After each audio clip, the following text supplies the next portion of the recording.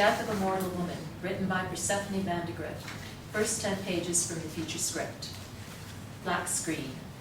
Wind gusts snap between the shuffle of footsteps over loose gravel. Fade in. Exterior, cliff, night. A full moon rallies from behind a thick pillow of cloud and casts a silver sheen across the rugged plateau as a pair of ragged bare feet push forward under the shredded hem of a muslin dress. After a few steps, the shuffling stops. In the middle of the plateau, the woman to whom the feet belong, Agrippina the Elder, pauses unsteadily. Agrippina, 47, is a frail and haggard shell of her former royal bearing. Only the left side of her face is visible. The other side is cloaked by a thick knotting of hair. Agrippina listens to the sound of the waves crashing in the distance. Black screen. Agrippina voiceover. Juno, be merciful. Thunder rolls in the distance. Interior Villa Julia night. On the bottom floor of the villa, 3 burly Roman guards are hunched over a long wooden table, passed out with their cheek pressed into the contents of their plates. Exterior cliff night. Agrippina steps forward. The hem of her dress gets caught under her foot. She trips and tries to catch her fall. Too weak to hold the weight of her body, she crashes into the dirt. Her cry is masked by a gull's cry overhead. Agrippina's arms shake as she pushes herself to her knees. She holds herself steady for a moment and looks down at the blood stains on her forearms. Forgive me. Over her shoulder in the distance is the shadowy outline of the Villa Julia, a once decorated residence turned into a decaying prison for Rome's banished royalty. Interior Villa Julia night. A narrow stone staircase leads from the bottom floor up to the second floor landing. The landing is framed by several doors, one of which is wide open with a set of iron keys dangling from the lock. Through the doorway, the moonlight exposes the ravaged condition of the room. On the floor next to a table is the motionless silhouette of another Roman guard with a dark halo of blood under his body. Exterior, cliff, night. Agrippina struggles to her feet. She stands transfixed by the moon's reflection on the water. In the distance, its thick white ribbon extends to the horizon. Begin flashback. Exterior, Agrippina the Elder's garden, Rome 29 AD, dusk. The garden is a haze of bright orange and red, setting the leafy foliage, fruit trees, and statues ablaze with color. At the far end of the garden, a healthier-looking Agrippina, early 40s, stands on the terrace and gazes down at the enigmatic statue of Juno in the decorative pool. A puppy bursts out of the bushes, followed by a young servant boy. The boy grabs the puppy and hugs it to his chest. He looks up at Agrippina, anxious. She gives him an approving smile. He turns heel and zips back into the foliage.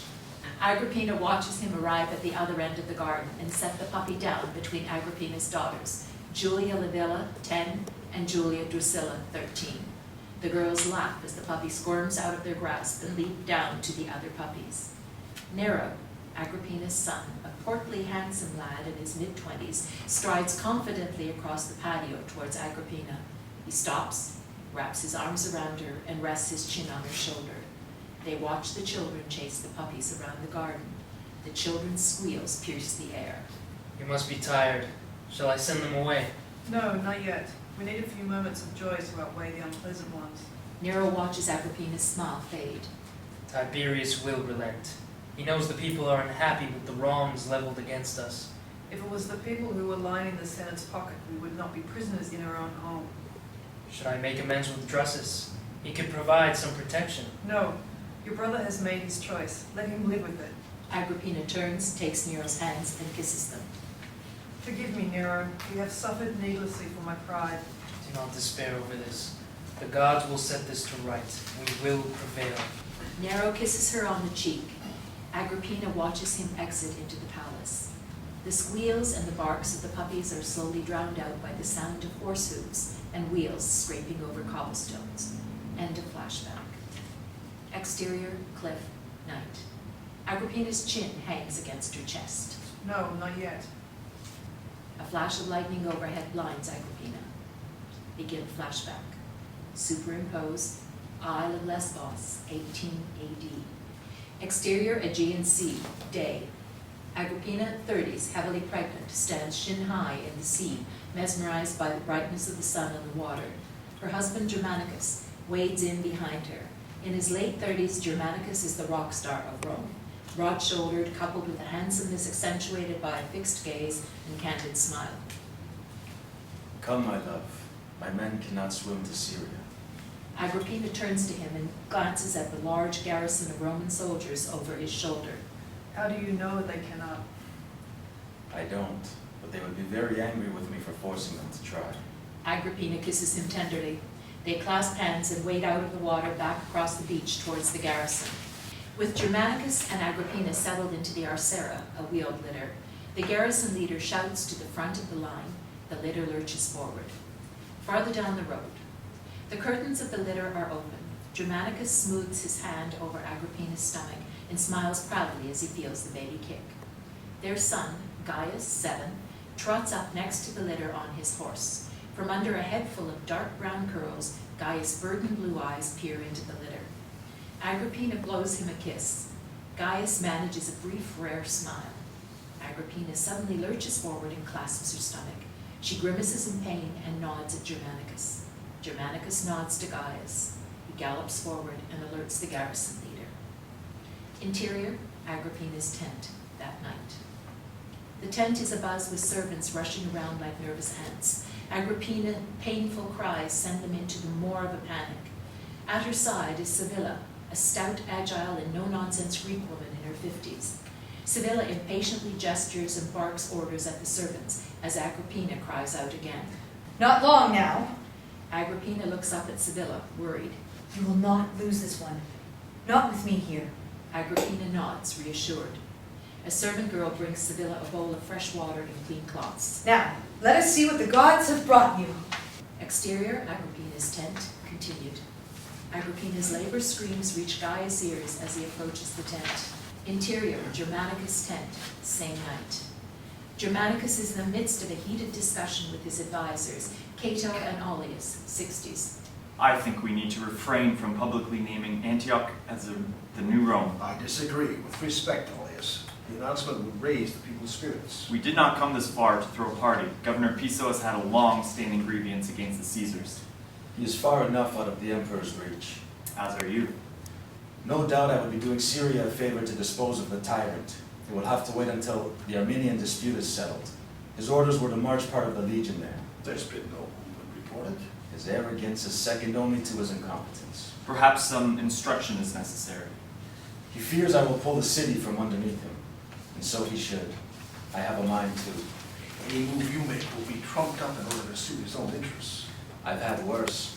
At least he does not hide his hate behind the veil of protocol. Still, we should give him a wide berth.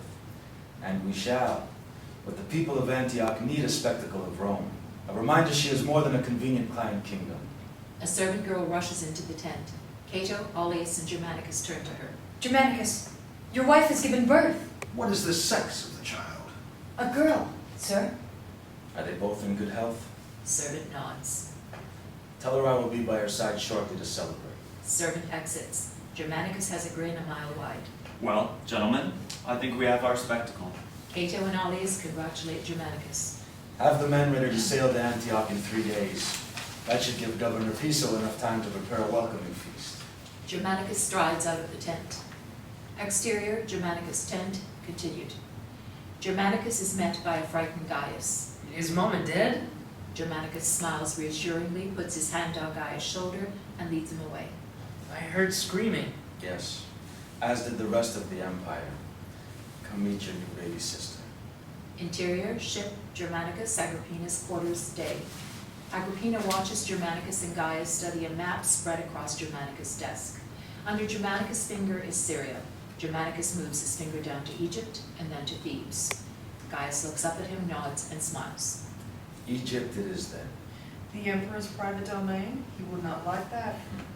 Then he can complain to the gods about it. Germanicus flashes her a cheeky smile and tousles Gaius' hair. An attendant enters and nods to Germanicus. Agrippina watches Germanicus exit, concerned. SAVILLA moves to her side, holding baby Julia. Is this wise? Probably not, but it will be good for Gaius to have this time with him. And you? I'm tired. Agrippina takes baby Julia. But as much as I will it, the ship will not turn around. We have been thrown to the lions and I am powerless to stop it. Interior, ship, Germanicus Agrippina's quarters, night. Germanicus languishes on his back in bed. Agrippina checks on baby Julia. She sachets over to him and sits, pensive and distracted. What troubles you? Something always troubles me. I am your wife. That you are. Germanicus studies her for a moment. What is it? If Syria is that unstable, why does the emperor not send in more men? That would be seen more as a threat than a welcoming gesture. Agrippina folds herself into his arms. I don't like it. We will be an unwelcome sight. Not to the people. They will be eager to impress. Let us hope so. Once we are out of Armenia, it will get easier. Do not make promises the emperor will not let you keep. I will keep them. When we return to Rome, I will resign as co-counsel. Agrippina bolts out of his arms and faces him. You will not. That is what he wants. Do not give him the satisfaction. I will have to give him something besides my head on the end of a Syrian blade. You have already given him our blood and thousands of Roman lives. Resign and our family has no future. Rome will have no future. Baby Julia starts to wail. Agrippina crosses to the crib. Then perhaps it is time we leave her to her own destiny. We are her destiny. She is suffocating in Tiberius's hands. Agrippina cradles Julia against her shoulder, upset. That was your grandfather's choice. Yes, and I am reminded of it every day. I know. We will find another way. End of flashback, end of first scene.